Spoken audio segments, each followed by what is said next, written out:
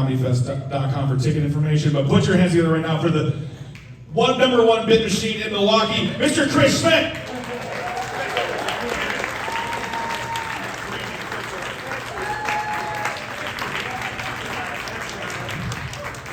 You know where number 2 is? I buried him. That's where.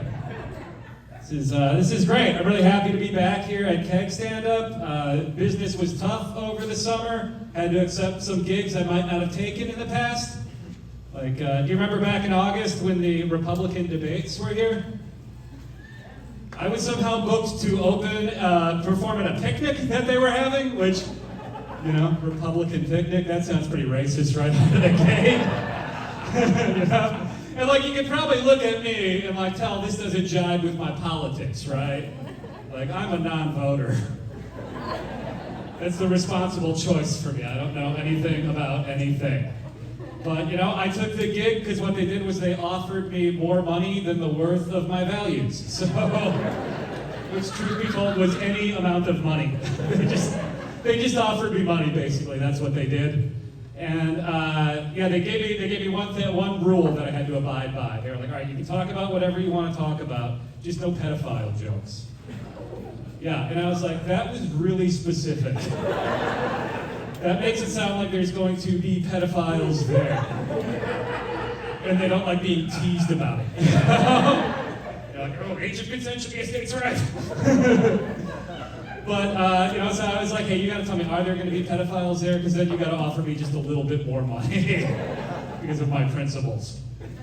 But that wasn't even my toughest gig. My hardest gig this summer was, I was at a county fair and I had to go up after a band. And like, that's tough for a comedian in general, because people have more fun with music than comedy, you know? That's understandable. It's the reason musicians have groupies and comedians have strained relationships. That's a reality I've accepted about the industry. But, and this wasn't just any band, by the way. This was a Journey cover band. You know how daunting that is to have to follow Journey? Or at least a reasonable facsimile of Journey?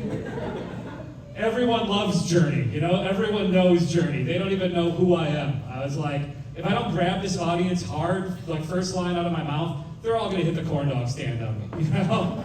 I'll lose them immediately. So I'm stressing about it. I'm trying to figure out how I want to open the show.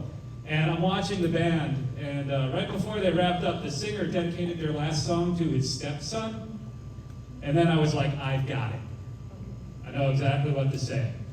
I went up, I gave the band credit, I was like, give it up for the band one more time, they were great.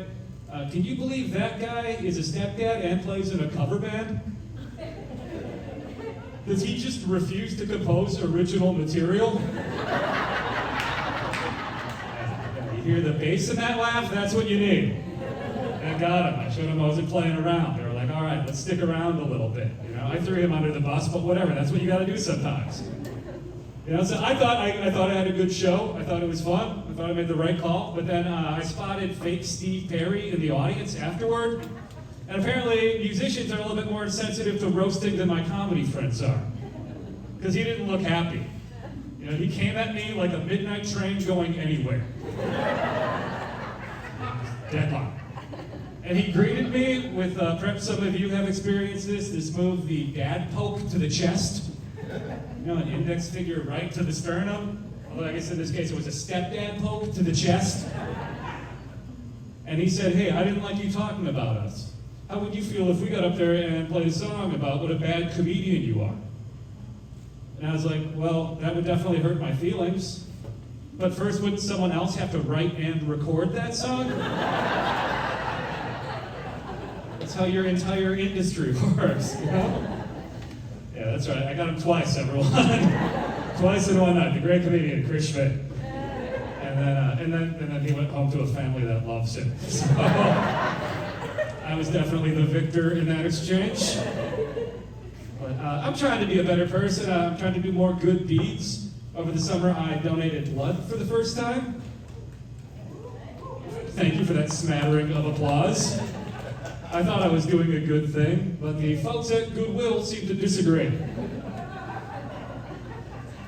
I don't know what their problem was. You know? Somebody called the police. They could have just said, no, thank you. Do we have any other blood donors in the room tonight? Heroes? Give it up for yourselves, blood donors? Nowhere near as many as there could be. That's fine. I'll give the rest of you the benefit of the doubt. Presume you have Hep C. Perfectly reasonable excuse for being selfish with your blood. But I encourage you to do it. The needle's not bad if you're worried about that. But what is tough is they ask you a really long list of really personal questions beforehand. And that feels a little invasive, especially since you're doing them the favor. So I just thought I'd try to have a little bit of fun with it, Like the first thing they asked me was if I've ever had sex with a man. Yeah, and I said, absolutely not. We made love. How dare you make it sound cheap? It was special. Then they asked if I have ever traded sex for drugs, money, or any other form of payment. Yeah, to that I said, I haven't, but also I did not know that was an option.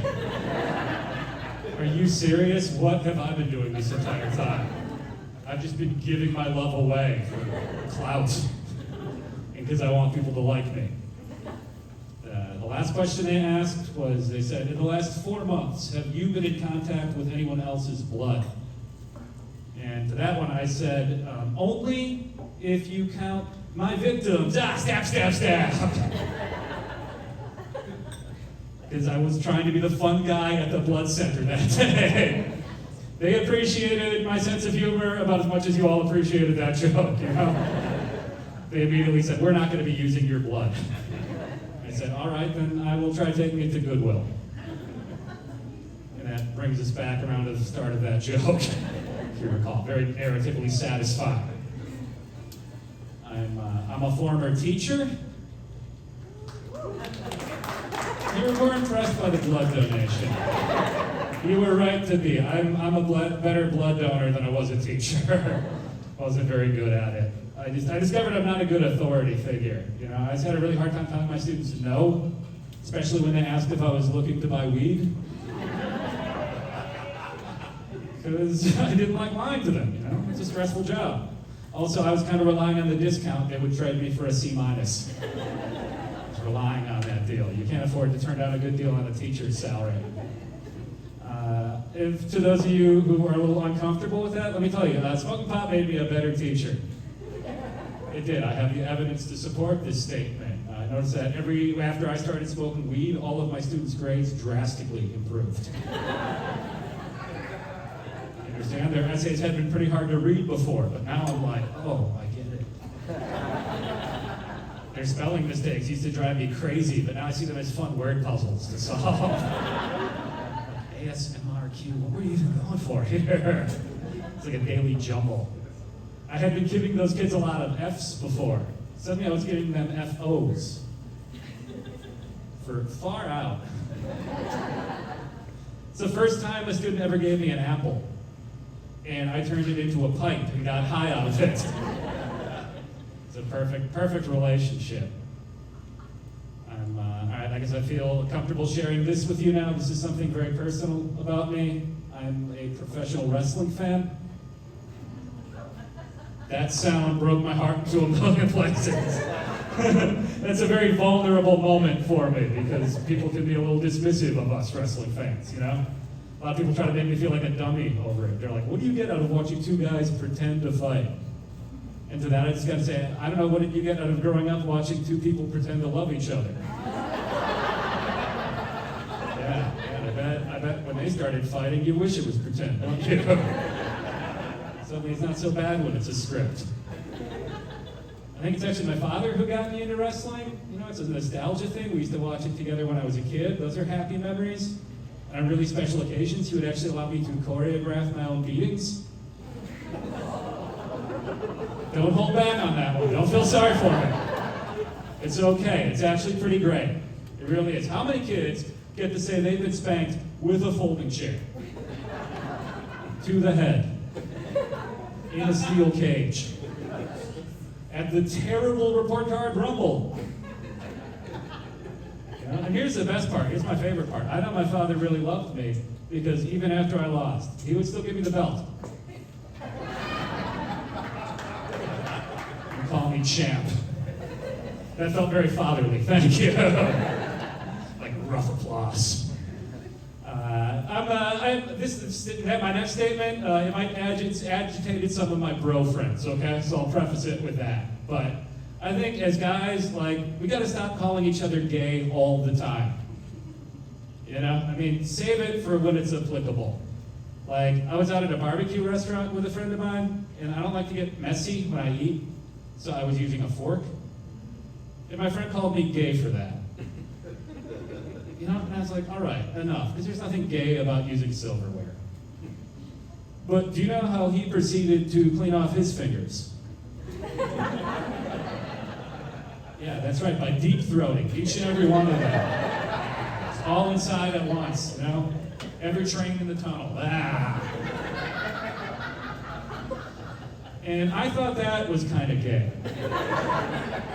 Because I was pretty turned on. To be quite honest. I was like, Jesus, how have you never told me you have no gag reflex? His entire fist was in there. It was hot. I don't know what else to say. I spilled a bowl of sauce on my lap. I was like, hey, me next. So, you know, let's knock off the casual homophobia, but also don't be cock teasers, all right?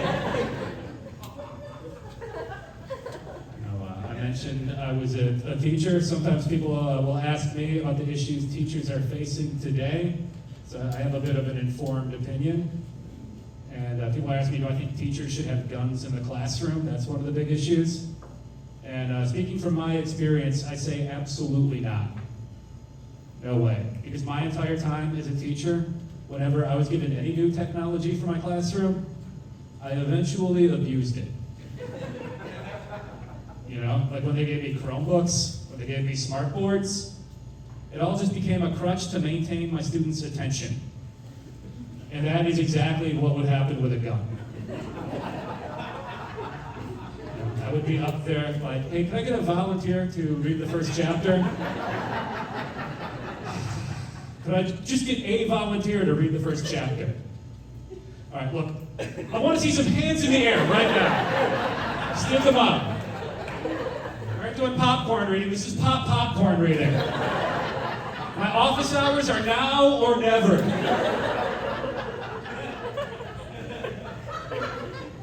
Also, as I mentioned, I'm pretty much high all the time, so definitely don't give me a gun. I can't be the only teacher. There's no way.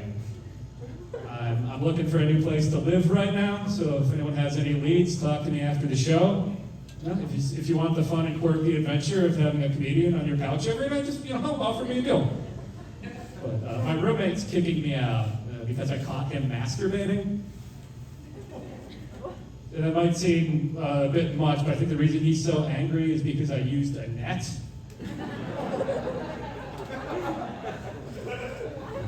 I understand what happened there. I was like, I caught you! Get this thing off of me. I just had to prove I could do it, you know? I was like, I know, if I just leave a pile of Playboys sitting out there in the open, I'm gonna get him. Takes a masturbator to catch a masturbator. So, fun wordplay at the end of that joke. I'm gonna leave you with this. This might be a little gross, so I don't know what else to do but warn you. I just saw a headline the other day. It said that, this blew my mind, there was an auction where a gallon of racehorse sperm sold for $5 million. Right? Apparently that's one of the most expensive liquids in the world, thoroughbred semen.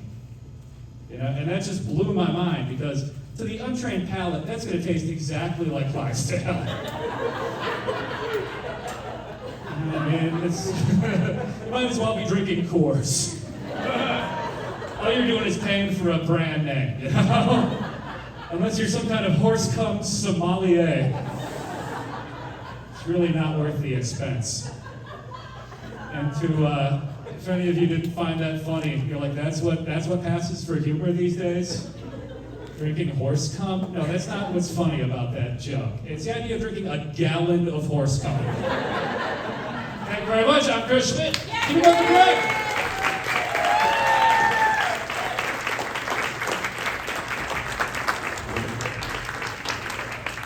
Give it up for the best bit machine in Milwaukee.